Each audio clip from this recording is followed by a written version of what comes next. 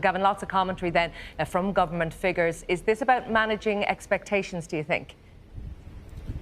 To a degree. I think it is interesting that Michael McGrath, as you've just been hearing from Paul a moment ago, has been setting out the stall that this is going to be the only intervention. But Leo Varadkar certainly on his way into this morning's cabinet meeting, where the nature of some of this might have been discussed along the margins or somewhere behind the scenes, was really heightening up the fact that he does recognise that last year's budget for many people didn't go far enough. Now, that was always going to be the case as far as it went for some instances. You always had an increase in core welfare rates of 12%, which didn't go nearly enough to meet the percentage of inflation that we were facing at the time. And although inflation is coming down a little bit now, what we are still seeing is higher prices baked into the cost of living. And Leo Varadkar did recognise that on his way into cabinet. He did recognise that many people were left materially worse off because inflation had not been matched by the level of increases that they'd faced in their core welfare rates.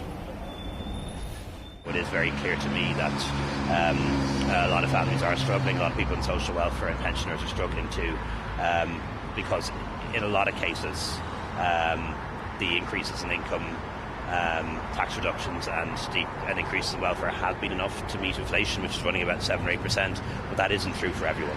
And that is why we are going to have some targeted measures that particularly help those who need it the most, like pensioners, like people on social welfare payments, and also working families too.